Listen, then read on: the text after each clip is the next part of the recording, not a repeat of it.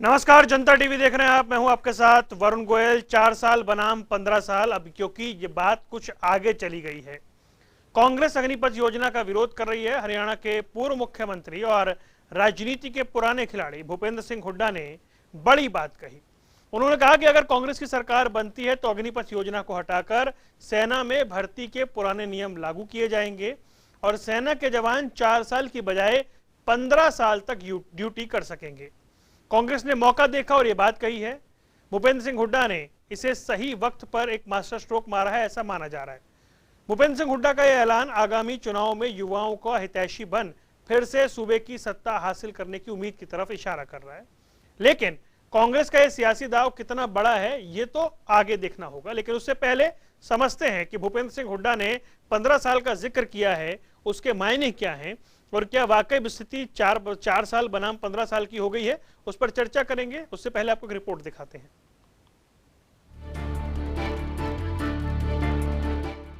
कहते हैं भले ही जिंदगी में हर मौके का फायदा उठाओ, मगर किसी की मजबूरी और हालात का फायदा नहीं।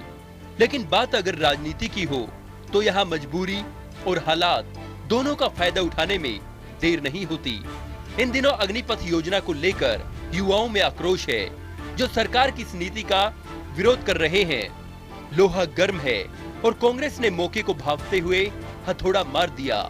दरअसल सोमवार को अग्निपथ योजना के खिलाफ हो रहे विरोध प्रदर्शन में रोहतक पहुंचे भूपेंद्र सिंह हुड्डा ने बड़ा ऐलान करते हुए सबको चौंका दिया। हुड्डा ने बड़ा ऐलान करते हुए कहा कि अगर कांग्रेस की सरकार बनी तो अग्निपथ योजना में काम करने वाले सभी युवाओं को पक्की नौकरी दी जाएगी, यानी 4 साल की बजाय सेना के जवान 15 साल तक ड्यूटी कर सकेंगे। सरकार में है ही 15 साल की भाई, 15 साल में पेंशन मिलती है, वो तो होगा ही लागू। जब इस बात के लिए हम लड़ रहे हैं तो अगर कांग्रेस की सत्ता आती है तो वही भर्ती का वही रहेगा 15 साल। भूपेंद्र हुड्डा ने कहा कि ये योजना युवाओं के भविष्य के साथ खिलवाड़ करने वाली योजना है। इसका युवा ही नहीं हर वर्ग विरोध कर रहा है।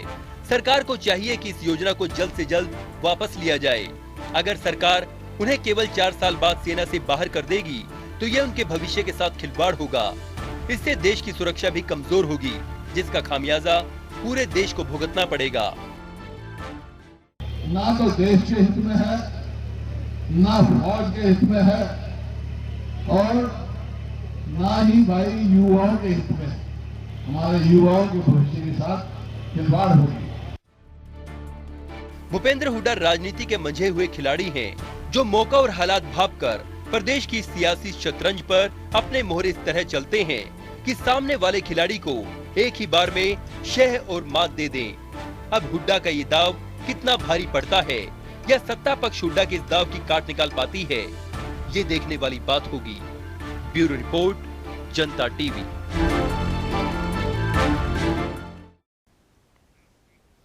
और 4 साल बनाम 15 साल की स्थिति अब बनती हुई दिख रही है। हालांकि सरकार ने जो कुछ किया उस पर सबसे पहले वायुसेना की ओर से रजिस्ट्रेशन स्टार्ट हुए और 55,000 से ऊपर रजिस्ट्रेशन उसमें हो चुके हैं। इन सब के बीच में बयानों का सिलसिला जारी है। चर्चा करेंगे। कई खास मेहमान हमारे साथ जुड़ गए हैं। वंदना पोपली, भारतीय जनता पार्टी की प्रवक्ता, हमारे साथ जुड़ गई हैं। आपका बहुत बहुत स्वागत है। रविंद्र ढुल जुड़ गए हैं, कांग्रेस का पक्ष रखने के लिए, आपका भी स्वागत है। और ब्रिगेडियर नरेंद्र डबास, रक्षा मामलों के जानकार, वो हमारे साथ जुड़ गए हैं। डबास साहब, आपका भी स्वागत है। वंदना, सबसे पहले मैं आपके पास आना चाहूंगा। 4 साल की योजना है, शुरू हुई, देश भर में विरोध हुआ, तमाम राजनीतिक दलों ने आपको घेरा, उसके बाद हिंसा, आगजनी, अब रजिस्ट्रेशन शुरू हुआ है। वायुसेना में 55,000 से ऊपर रजिस्ट्रेशन हो चुके हैं। इस बीच हुड्डा साहब कह रहे हैं कि अगर उनकी सरकार आई तो इसे 15 साल तक ले जाएंगे और 15 साल कम से कम एक ऐसा हम कह सकते हैं समय है जिसको लेकर के शायद विरोध ना हो। तब उन्होंने एक समय सेट करने की बात की है, वो है 15 साल। वरुण, आपको मेरी आवाज आ रही है? जी बिल्कुल आ रही है। सबसे पहले तकरीबन आज से 10:30 बजे तक चुके। यहाँ तक अगर मैं हुड्डा साहब की बात करूँ, आपने जब भी कहा कि 4 साल बनाम 15 साल की बात हो रही है, तो मुझे लगता है कि हुड्डा साहब सेना में बरगलाने की कोशिश कर रहे हैं। यहाँ पे 4 साल और 15 साल का यहाँ पे जो डिफरेंस दिखाने की कोशिश कर रहे हैं वो एक्चुअल में है ही नहीं। पहले क्या होता था कि 4 लोग आए, उन्होंने कहा कि हम आर्मी में भर्ती होना चाहते हैं, और उसमें से एक को भर्ती कर लिया गया, 3 को अगर छोड़ दिया गया। अब की बार हम क्या कह रहे हैं कि चारों आइए, चारों में से चारों वर्क करिए, उसके बाद 3 जो है वो वापस जाएंगे। जो एक है वो 15 साल की अपनी नौकरी पूरी करेगा, यानी कि तकरीबन 25% जो है वो अपनी 15 साल की नौकरी पूरी करेंगे। लेकिन जो बाकी है उनको क्या मिलेगा? उनको सर्टिफिकेट मिलेगा, उनको एजुकेशन का सर्टिफिकेट मिलने के साथ ट्रेनिंग मिलेगी, स्किल मिलेगा और साथ के साथ कैश इन हैंड मिलेगा। 17.5 साल की एज में अगर कोई बच्चा आर्मी में आता है और 21 साल में वो निकलता है, 21.5-22 साल में निकलता है, तो उसके हाथ में 23 लाख के करीब अमाउंट होगा, हाथ में क्वालिफिकेशन होगी, ट्रेनिंग होगी, वो कहीं पर भी जा सकता है। तो मुझे लगता है इसकी योजना कहीं पर भी लोगों के लिए हो नहीं सकती है। लेकिन जिस प्रकार से हुड्डा साहब कह रहे हैं, वो कह रहे हैं सरकार आएगी, तो मुझे लगता है कहीं ना कहीं ना उन्होंने सोचा नहीं होगा मन में वो क्या बोल रहे हैं। कौन सी केंद्र की? राहुल गांधी की? मतलब उन्होंने सोचा होता तो एक बार अटकते जरूर कि राहुल गांधी आएंगे सरकार में, तब ये अग्निपथ योजना को वापस लेकर जाएंगे। तो मुझे लगता है कि एक अच्छी योजना जो देश के युवाओं के लिए आई है, युवाओं के लिए हर एक फायदेमंद है, लेकिन हम इसको एम्प्लॉयमेंट ओरिएंटेड की तरह क्यों देखें? हम देश के लिए क्यों ना देखें? आज देश की जरूरत क्या है? देश की जरूरत है, हम 14 लाख से ज्यादा अपनी आर्मी नहीं कर सकते हैं, हमें अपने आर्मी पर्सन को बढ़ाना है, उनको और आगे लेकर आना है, तो इसको हम योजना को लेकर आए। अब जिसमें से हम ट्रेन कर रहे हैं, आप ये देखिए कि अगर हम 100 में से 75 बच्चों को ट्रेन कर रहे हैं और उनको बोल रहे हैं कि 4 साल की जॉब के बाद आप कहीं पर भी नौकरी कर सकते हैं, तो आर्मी को ट्रेनिंग का क्वेश्चन नहीं है ना कि आइए ट्रेनिंग करिए और जाइए। और हमारे जो ट्रेन हमारा यूथ है उसको हमें सोना जाने दें। मतलब आपको उनके 15 साल वाली बात पर थोड़ा सा संशय है। आप कह रहे सरकार नहीं आएगी इसलिए वो ऐसी बात कह रहे हैं। मुझे 15 साल पर संशय नहीं है, 15 साल की जॉब तो अभी भी है, उसमें कोई फर्क नहीं है। संशय उनकी सरकार पर है, संशय क्या पूरा यकीन है। और मुझे लगता है बहुत सारे लोग हंस भी रहे होंगे जब ये कहा जाए कि राहुल गांधी प्रधानमंत्री बनेंगे तब ये होगा, तो बहुत सारे लोग सुनकर हंस भी रहे होंगे। चलिए ठीक है, 2004 में भी ऐसा माना जा रहा था कि सामने कोई नहीं है, तब अचानक से मनमोहन जी बन गए थे। और मुझे याद है कि एक वक्त इंदिरा जी के सामने कोई नहीं था, तो फिर सरकार बदल के जनता पार्टी जो बाकी लोग थे उन्होंने सरकार बनाई थी। रविंद्र ढोल, 4 साल बनाम 15 साल, ये बात इसलिए कि ठीक है आपने कहा इतना होना चाहिए, भूपेंद्र सिंह हुड्डा कह रहे हैं इतना होना चाहिए, वंदना पोपली कह रही है सरकार आएगी क्या? ये तो बहुत बड़ी बात कर दी। मुद्दे की बात करूं तो हमें समझिए कि सर्विस पेंशन जो एडमिसिबिलिटी की प्रेजेंट एज है वो 15 साल ही है। यानी कि अभी तक जो फोर्स के अंदर जो एडमिसिबिलिटी की जो एज रहती थी 15 साल की रहती थी, जिसे घटा करके जो इन्होंने अग्निवीर की जो योजना बनाई उसके अंदर इसे घटा करके 4 साल किया और उसमें से 25% को जो 15 साल का जो एग्जिस्टिंग पीरियड है वहां तक लेके जाने की इन्होंने बात की है। तो सबसे पहले तो हुड्डा साहब की यदि आप बात को समझें तो पूरी तरह से वो ये कह रहे हैं कि जो एग्जिस्टिंग जो आर्मी का स्ट्रक्चर है या रिक्रूटमेंट का जो स्ट्रक्चर है उसे ही बरकरार रखा जाएगा, अग्निवीर योजना को वापस लिया जाएगा, तभी वो 15 साल आएगी। अब दूसरी चीज, वो तो वैसे भी लेंगे, सरकार किसी की आए ना आए वो फर्क नहीं पड़ता। आप देखिएगा कि भारतीय जनता पार्टी इस फैसले से पलटेगी, आज नहीं पलटेगी तो बाद में पलटेगी, इनके लिए मजबूरी है क्योंकि ये राष्ट्र सुरक्षा का मामला है। आज आप बड़े फैन फेयर के साथ इसे लॉन्च कर सकते हैं लेकिन इसे लंबा नहीं लेकर के जा सकते। जितना चाहे रेजिमेंटल स्ट्रक्चर हो चाहे कोई भी स्ट्रक्चर हो, सभी के सभी स्ट्रक्चर इसे निश्चित तौर पर डिस्टर्ब होने वाले हैं। दूसरी बात को हम इस बात को समझें, जो ट्रेड की हमारी क्वालिफिकेशन की टेक्निकल क्वालिफिकेशन की बात है, आपको मैं बता दूं शायद ये बार बार मेरे हिसाब से ये लोगों के बीच में मिसकंसेप्शन है, लेकिन फौज जानती है अच्छी तरह से एग्जिस्टिंग जो आपका 15 साल स्ट्रक्चर में भी जो फौजी हैं उन्हें भी किसी न किसी ट्रेड में ट्रेंड किया जाता है, उन्हें भी पढ़ाया जाता है और वो भी ट्रेंड होकर के अलग अलग सर्टिफिकेट लेकर के आते हैं और उनके जो ट्रेंड के जो ट्रेड्स के जो सर्टिफिकेट है वो बाकायदा अभी भी सरकारी नौकरियों के अंदर या निजी नौकरियों के अंदर मान्य है। ऐसा नहीं है कि ये पहली बार हुआ है, इस बात को समझिए कि हमेशा से इस फौज के अंदर रहा है और स्पेशल आपके सर्टिफिकेट लेकर के आते हैं। मुद्दा ये है कि उस सर्टिफिकेट के बाद में कितने लोग जो है एडजस्ट होकर के आते हैं, एडजस्ट होते हैं। अब देखिए हॉरिजॉन्टल रिजर्वेशन पूरे भारत में सभी सरकारों ने यूनिफॉर्म, केंद्र हो चाहे स्टेट हो, एक्स सर्विसमैन को जो है एक रिजर्वेशन दी हुई है। उसमें से कितनी रिजर्वेशन एग्जॉस्ट होती है हमें समझना चाहिए, मुश्किल से 2 या 3%, मुश्किल से। केंद्र के अंदर तो 2% से भी कम जो है, जबकि ग्रुप डी में 20% का कोटा है, ग्रुप सी के अंदर 10% का कोटा है फौजियों का, फिर भी केवल 2% से कम जो है वहां पर इस समय पर सर्विस कर रहे हैं। तो ये दुर्भाग्यपूर्ण स्थिति है। इस दुर्भाग्यपूर्ण स्थिति से बचने के लिए क्या एफर्ट उठाए जाए। वो तो एग्जिस्टिंग फौजियों को भी जरूरत है, एग्जिस्टिंग पूर्व फौजी जो एक्स सर्विसमैन जो है उनको भी आज के दिन में इस चीज की जरूरत है। जो हजारों लाखों लोग जो सड़क के ऊपर बेरोजगार आज भी घूम रहे हैं, और वो भी बाकायदा ट्रेड सर्टिफिकेट्स के साथ, जिन ट्रेड सर्टिफिकेट्स की लगातार बार बार बातचीत की जा रही है। कोई नया इंस्टीट्यूट नहीं खुलने वाला है। पहले भी JNU Indira Gandhi national open university पढ़ाती थी, आज भी नहीं पढ़ाएगी। कुछ भी नया नहीं होने वाला है, ये पहले भी होता है और आगे भी यही होगा। फर्क इतना है केवल आपने उनकी जो क्वालिफाइंग जो सर्विस है उसको घटा दिया और सर्विस उसके अंदर से पेंशन को बिल्कुल हटा दिया। पेंशन किनको मिलेगी? केवल 25% को, बाकी 75% बिना पेंशन के सड़क के ऊपर आ जाएंगे 11-12 लाख रुपए लेकर। ठीक है, डबास ये समझना होगा। जी मैं आता हूँ, डबास साहब के पास चलते हैं। आ रहा हूँ बंदे जा रहा हूँ एक बार। ब्रिगेडियर साहब ये बताएं कि इसको लेकर पॉलिटिकल जो कमेंट्री है वो तो जारी है, हमने देखा है, लेकिन आपको क्या लग रहा है कि क्योंकि बार बार ये कहा जा रहा है कि ये फौज की योजना है, सरकार ये कहकर डिफेंड कर रही है कि फौज की पॉलिसी है, फौज की योजना है, फौज को लगता है फ्यूचर ऐसे क्रिएट करना है, जबकि दूसरी ओर कहा जा रहा है कि सरकार ऐसा कर रही है। कुल मिलाकर आप क्या देख रहे हैं, इस योजना से यूथ को नुकसान है या फायदा है? Varun, first of all good evening to all of you.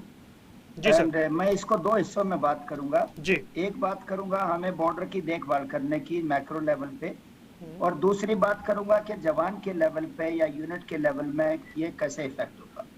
सबसे पहले आप सुन पा रहे हैं मेरे को? जी सर बिल्कुल, बोलें आप। ओके, सबसे पहले अगर आप इसको डिटेल में जानना चाहते हैं तो किसी भी एक करंट कमांडिंग ऑफिसर से कभी इंटरेक्शन कीजिए। आज के दिन हिंदुस्तान की फौज में पिछले 3 साल से रिक्रूटिंग बंद होने की वजह से तकरीबन एवरेज 20 से 25% डेफिशिएंसी है यूनिट्स में अभी फाइटिंग स्ट्रेंथ की जी। वो एक बड़ा कंसर्न है। और जो लोग लाइन ऑफ कंट्रोल पर डिप्लॉयड है या चाइना के अगेंस्ट में लाइन ऑफ एक्चुअल कंट्रोल पर डिप्लॉयड है या इंसर्जेंसी में डिप्लॉयड है, उनके लिए एक बहुत चैलेंज है ये, और बहुत डिफिकल्टी उनको आ रही है उसको ऑपरेशंस को कंप्लीट करने में। दूसरी बात, अगर हम नेशनल लेवल पे देखें हमारे बॉर्डर को, कंप्लीट बॉर्डर अगर आप लगाएंगे, अखनूर से हमारी लाइन ऑफ कंट्रोल शुरू हो जाती है और अरुणाचल में जाके सबसे ईस्टर्न मोस्ट पॉइंट तक हमारा लाइन ऑफ एक्चुअल कंट्रोल है चाइना के साथ जी। और पिछले 3-4 साल से पहले से अगर हम देखें तो चाइना के साथ इंडियन गवर्नमेंट का एग्रीमेंट था, वहां पे एक्टिव डिप्लॉयमेंट नहीं था, फौज का डिप्लॉयमेंट कम था। पाकिस्तान के साथ डिप्लॉयमेंट में कोई चेंज नहीं हुआ। कश्मीर की इंसर्जेंसी ऐसे का ऐसे चल रही है, नॉर्थ ईस्ट के कुछ स्टेट्स में डिस्टर्बेंस चल रही है। चाइना की पिछले 2 साल से हरकत आपने देखी है, गलवान एक्शन हुआ हर जगह पे, आप सेंट्रल सेक्टर में देख लें, सिक्किम सेक्टर में देख लें, अरुणाचल सेक्टर में देख लें, चाइना की गतिविधियों में बहुत ज्यादा बढ़ाव है, उनका इंफ्रास्ट्रक्चर बढ़ रहा है।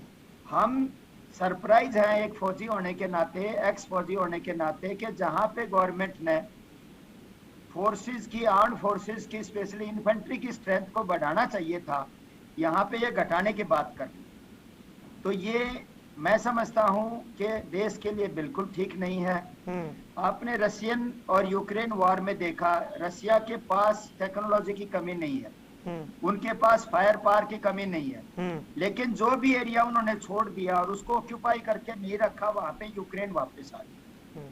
तो आपको actually line of actual control China के अगेंस्ट में, लाइन ऑफ कंट्रोल पाकिस्तान के अगेंस्ट में, क्रक्स क्या है सर? नवाज साहब मैं माफी चाह रहा हूँ, रोक रहा हूँ मैं, क्रक्स क्या है? जी जी, let me complete. Siachen glacier में एक्चुअल ग्राउंड पोजीशन लाइन, अगर वहां पे आप डिप्लॉयमेंट नहीं रखेंगे तो आपको धोखा होगा। और अग्निवीर से हमारी स्ट्रेंथ कम होने वाली है, बढ़ने वाली नहीं है, जो देश के लिए आने वाले समय में घातक होगी और नेशनल सिक्योरिटी के लिए ठीक नहीं होगी। ठीक है। दूसरी बात, आप तजर्बे की 4 साल और 15 साल की बात करें, एक सोल्जर को तैयार होने के लिए कम से कम उसको कुछ एक्सपीरियंस होने के लिए, कुछ बैटल में एक्सपीरियंस होने के लिए, इंसर्जेंसी में एक्सपीरियंस होने के लिए कुछ समय लगता है। 6 महीने की ट्रेनिंग जो सेंटर में होती है उसमें सोल्जर पूरा ट्रेन नहीं होगा।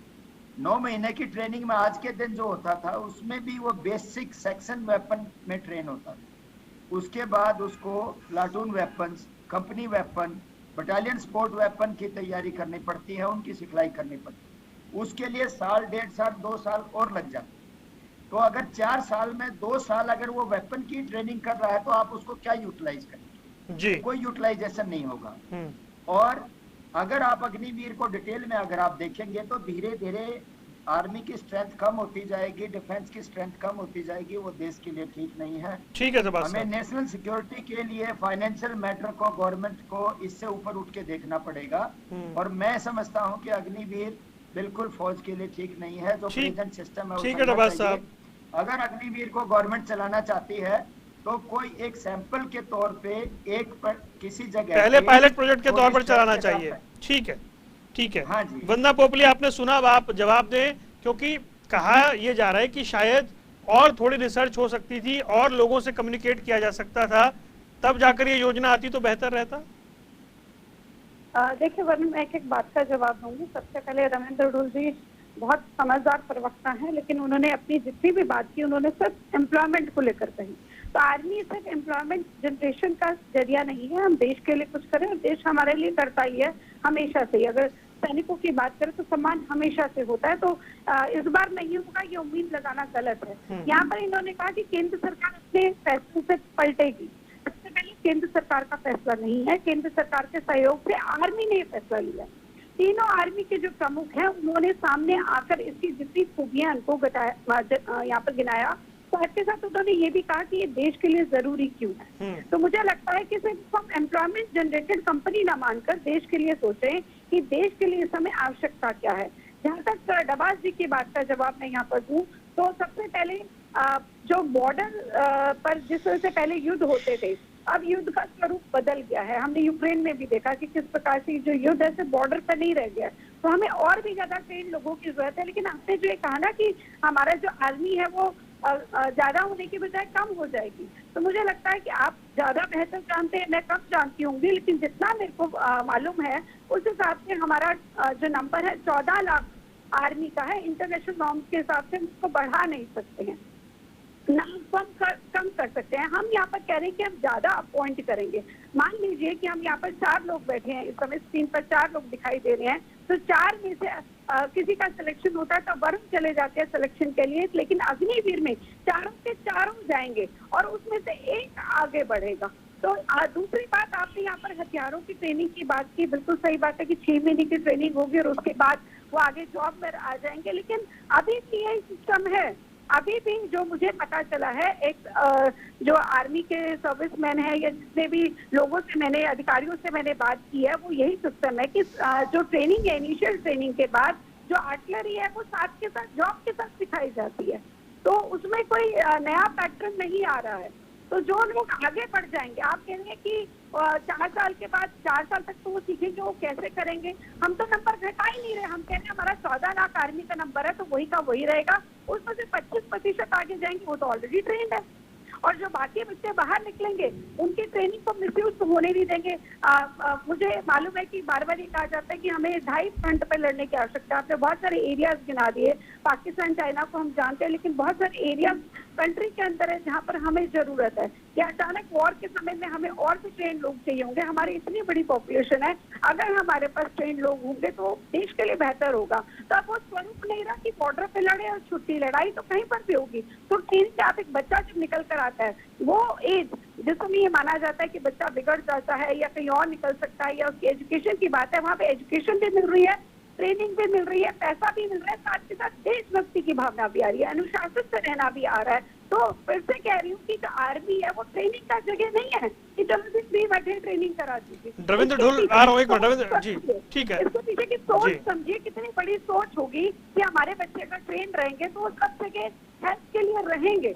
और वहाँ पर बच्चों के लिए भी सोचा जा रहा है। अब एम्प्लॉयमेंट की बात कर रहे हैं तो उनके हाथ में 23 लाख, आप मान के देखिए कि 21 साल का बच्चा जब बाहर निकलता है तो उसके हाथ में 30 लाख है और उसके हाथ में डिप्लोमा है, उसके हाथ में डिग्री है, वो किसी भी कॉलेज में जा सकता है। एक बच्चा कब शुरू करता है नौकरी ढूंढना? 22-23 साल में। यहाँ पे 21 साल में एक बच्चे के हाथ में 23 लाख रुपए हैं और वो कुछ डिग्री है, डिप्लोमा है और परसेंटेज है, रिजर्वेशन है। हमारी हरियाणा की सरकार कह रही है कि हम गारंटी दे रहे हैं उनकी जॉब के लिए। तो मुझे लगता है कि इसको सिर्फ एम्प्लॉयमेंट देश के लिए भी देखना जरूरी है। ठीक है ढुल साहब, देखिए 2 चीजें हैं। एक तो ये कि रिफॉर्म की बात आज से नहीं, कई सालों से हो रही है, तो क्या ये रिफॉर्म के तरीके से इसको ना देखा जाए या फिर एक विपक्षी दल होने के नाते इसके अंदर कमी दिख रही है? देखिए, यदि हम रिफॉर्म की बात करते हैं तो आर्मी हमेशा ऐसे ही चाहती थी कि इसकी जो है एज को कम किया जाए, एवरेज एज ऑफ सोल्जर को कम किया जाए। तो मेरी जितनी जानकारी में आया है तो 7 साल का प्रपोजल गया था आर्मी के द्वारा कि भी जो है मिनिमम 7 इयर्स की क्वालिफाइंग सर्विसेज को रखिए, जिसे घटा करके सरकार के द्वारा 4 साल कर दिया गया। ये बिल्कुल गलत है। इन्होंने आर्मी की रिकमेंडेशंस को एज इट इज बेसिस पे बिल्कुल नहीं माना। पहली बात तो हमें ये समझनी चाहिए। दूसरी चीज जो है हमें यहाँ पर समझनी होगी, बहुत सारी चीजें हम अगर यदि इसको एम्प्लॉयमेंट लगा लीजिए, किसी भी चीज में लगा लीजिए, हरियाणा के अंदर से ऑन एन एवरेज एक साल में 5000 सोल्जर्स जो हैं इस सर्विसेज में इंडक्ट होते हैं, और इस साल हरियाणा का कोटा घट करके रह गया 950, यानी कि 5000 से घट करके 950। अब 950 तो अग्निवीर समझिए, 950 अग्निवीर, और अल्टीमेटली सर्वाइव कितने करेंगे उसमें से 25%, यानी कि कुल 250 से कम। जो हरियाणा हर साल 5000 फौजी देता था, वो हरियाणा अब हर साल 250 फौजी देगा। तो ये गलत है। देखिए, मैं इसको कतई भी इसको एक्सेप्ट करने के लिए तैयार नहीं हूँ। ये मैं आपको इसलिए बता रहा हूँ क्योंकि ये कोट कर रहा हूँ लोकसभा में हो रहा है, तो फिर ये आंकड़ा ठीक नहीं, फिर तो ये गड़बड़ है। नेचुरली हो जाएगा ना, क्योंकि 963 के आसपास की फिगर आ रही है इस बार हरियाणा की, क्योंकि इन्होंने इस बार रेजिमेंटल सिस्टम को हटा करके, सुनिए वंदना जी एक मिनट, इन्होंने रेजिमेंटल सिस्टम को हटा करके ऑल इंडिया कोटा बनाया है इस बार। ठीक है, और ऑल इंडिया कोटा में हरियाणा का कोटा घट करके रह गया 963, और उसमें से 75% को आप 4 साल बाद में रिटायर करेंगे। आज 1000 के ऊपर है, 5000 से घटकर 1000 हो गए। यदि पिछले 3 साल की भी सर्विसेज को मान ले तो भी कम से कम 15000 फौजी तो और हरियाणा की तरफ से चले जाते हैं फौज के अंदर। 3 साल की सर्विस को आपने खत्म किया। तो ये जो चीज है, इस चीज बहुत सारी चीजों को हमको समझना पड़ेगा, उसके बाद ही कहीं जाकर के योजना की को हम देख सकते हैं। उठा दिया है अब रविंद्र ढोल ने, 5000 से घट के 1000 रह गए ये स्ट्रेंथ। देखिए, यहाँ पर इन्होंने 2 बातें कही। सबसे पहले इन्होंने कहा कि आर्मी ने 7 साल के लिए कहा था और सरकार ने उसको 4 साल कर दिया। पता नहीं ये आंकड़ा कहाँ से लाए, इस बात को कहाँ से लाए। चलिए मैं आपकी बात को ऊपर रखते हुए इस बात को मान लेती हूँ। मैं दोनों बातों का जवाब मैं बता देता हूँ कहाँ से लाया हूँ। हाँ बताइए। आप अपना कर लीजिए, इतने में मैं निकाल रहा हूँ उसे। चलिए मैं आपकी बात को मान रही हूँ, मैं उसको ऊपर रख के बोल रही हूँ। जी। मुझे इतना बताइए, हुड्डा साहब कह रहे हैं कि 4 साल की नहीं 15 साल की नौकरी हो जाएगी। आर्मी रिकमेंड कर रही है 7 साल के लिए। आपके हिसाब से अगर वो आर्मी 7 साल के रिकमेंड कर रही है तो हुड्डा साहब अब के क्या कहेंगे? अब क्या बोलेंगे? 15 साल के 7 साल, मतलब आर्मी की बात को काटना है या यहाँ पर राजनीति करनी है? तो हवाओं के बाजीगर हो गए हुड्डा साहब। तो कहीं ना कहीं आप भी थोड़े से हवाओं के बाजीगर बनते हुए दिखाई दे रहे हैं, जो आप कह रहे हैं कि जो कोटा है वो कम हो गया है। मेरी इंफॉर्मेशन में ऐसा कुछ नहीं है। अगर ऐसा होगा तो उसका जवाब भी मैं आपको दूंगी। आज तक का मेरे को अपडेट ये है कि कोटे में कोई बदलाव नहीं हुआ है। तो आप पहले तो जवाब दीजिए कि आपकी बात के हिसाब से 7 साल है, तो हुड्डा साहब आप 7 साल बनाओ, 15 साल कहेंगे या क्या कहेंगे वो बता दीजिए। मैं बता रहा हूँ, इंडक्टमेंट होगी 46,000 अग्निवीर की, और हरियाणा का कोटा है 2.09%। 46,000 का 2.09% घट करके बनता है 963। और लोकसभा की रिप्लाई के अनुसार 2019-20 जो कि आखिरी भर्ती थी, हरियाणा की तरफ से 5000 गए, 2018-19 के अंदर 33 हो गए, और 2017-18 के अंदर फिर 33 हो गए। मतलब कि समझिए कि 2019-20 के 5000 से घट करके आज जो है हरियाणा का कोटा, आज हरियाणा का कोटा रह गया 963, क्योंकि 2.09। देखिए फर्क कहां से आ रहा है, ये हमें समझना पड़ेगा। पहले रेजिमेंटल बेसिस के ऊपर होती थी हमारी आर्मी की जो रिलीज होती थी, या किसी भी तरह की रिलीज। आज जो है इन्होंने ऑल इंडिया कोटा कर दिया। मैं कह रहा हूँ रेजिमेंटल जो स्टेटस को इन्होंने घटाया, ऑल इंडिया कोटा के हिसाब से, हरियाणा की पॉपुलेशन के हिसाब से हरियाणा का कोटा है। हरियाणा की पॉपुलेशन कम है श्रीमान जी, लेकिन हरियाणा की पॉपुलेशन कम होने के बावजूद भी हरियाणा की तरफ से सबसे ज्यादा फौजी जाते हैं देश की सेना के अंदर। इस चीज को हमें समझना है, और ये सबसे बड़ा डिफेक्ट है जिसका हरियाणा पंजाब को बहुत ज्यादा नुकसान झेलना पड़ेगा। डबास साहब एक बार आ रहा हूँ आपके पास। डबास साहब ये बताएं कि ये आता हूँ रविंद्र जी 7 साल के दे देते कोटा का, तो मैंने आपको बोला है कि मेरी जानकारी में नहीं है, लेकिन आप फिर भी बोल रहे हैं तो आपको जवाब जरूर मिलेगा। लेकिन इतना मुझे बता दीजिए, 7 साल बनाम 15 साल हुड्डा सबकी तरफ से बोलेंगे या जो अभी आपने स्टेटमेंट दी उसकी तरफ से बोलेंगे? स्टेटमेंट बिल्कुल क्लियर है, अग्निवीर योजना को हटाया जाएगा और हटाना चाहिए। कांग्रेस नहीं हटाएगी, भाजपा हटाएगी। जैसे किसान बिल वापस गए, इनके भी जाएंगे। आपके हिसाब से आर्मी चाह ये लंबा कंटिन्यू नहीं कर सकते इसे। आपके हिसाब से आर्मी चाह रही है कि 7 साल के लिए रिक्रूटमेंट हो, लेकिन आप अपने हिसाब से चलें। मुझे लगता है आर्मी की देश की आवश्यकता जरूरी है या क्या जरूरी है?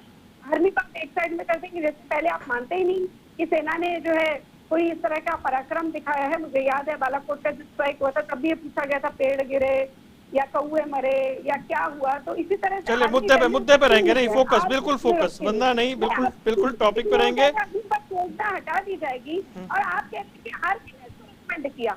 मुझे रविंद्र मुझे इतना बता दीजिए, अगर आर्मी इसको रिकमेंड कर रही है तो आप इसको किस बेस पर हटाएंगे? क्या बेस है? डबास साहब एक शॉर्ट में आंसर दीजिएगा। डबास साहब एक शॉर्ट में आंसर दीजिएगा। 7-8 साल एक एवरेज होनी चाहिए थी, 4 साल ज्यादा कम हो गई? नहीं, मेरे हिसाब से तो जो प्रेजेंट सिस्टम है वो चलना चाहिए, बिकॉज आप army is a way of life, one has to be dedicated and committed to the country and it doesn't come up. और इनसिक्योरिटी जो आप जिसको अगर आप पेंशन नहीं देंगे, आप उसको 5-6 साल के बाद भेज देंगे, इनसिक्योरिटी जिस आदमी में होगा वो चीज आप ब्रिंग आउट नहीं कर पाएंगे। वो लड़ाई के टाइम में वो बंदा देखता है कि आपके पीछे कोई देश देखने वाला है, उसकी जरूरत। और एक वंदना जी का जवाब मैं देना चाह रहा था, ट्रेनिंग के बारे में बात किया इन्होंने।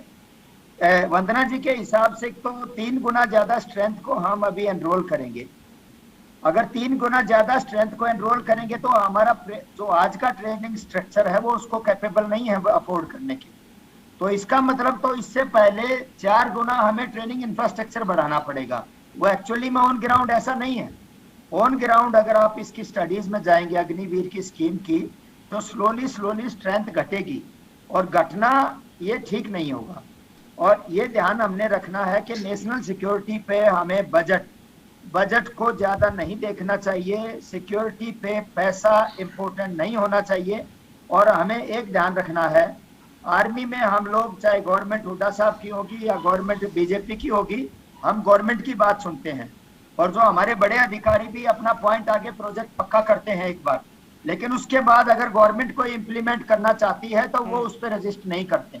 तो जब आदमी वर्दी में होता है हम गवर्नमेंट की बात सुनते हैं और फॉलो करते हैं। ये आर्मी में ऐसा होता है, आर्मी में नहीं, तीनों सर्विसेज में ऐसा होता है। वैसे समय खत्म हो गया वंदना, लेकिन 30 सेकंड आप ले लें।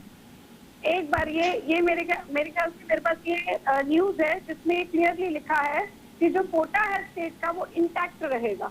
उसमें यहाँ पर क्लियरली यहाँ पर मेंशन किया गया है, ये जो कोटा है वो बिल्कुल इंटैक्ट रहेगा स्टेट का, उसमें कोई बदलाव नहीं है। एक टाइम्स ऑफ इंडिया में प्रिंट है। चलिए ठीक है, फर्क है, सोच में फर्क है। वो रेजिमेंटल कोटा है, ये रेजिमेंटल कोटा नहीं है, ऑल इंडिया कोटा है। इस चीज को समझिए। नहीं, फर्क है।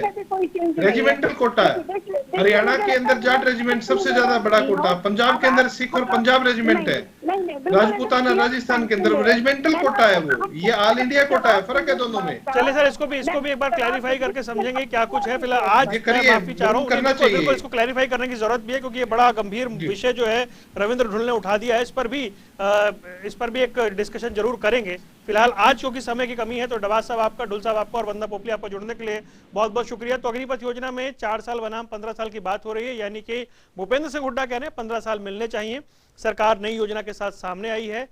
कांग्रेस ये दावा कर रही है कि सरकार को ये योजना वापस लेनी होगी, लेकिन सरकार कह रही है कि ये वो रिफॉर्म है जिसकी जरूरत लंबे समय से महसूस की जा रही थी। तो भविष्य क्या है ये आगे ही पता चल पाएगा। यहाँ रुकने कुछ देर के लिए, खबरों का सिलसिला लगातार जारी है।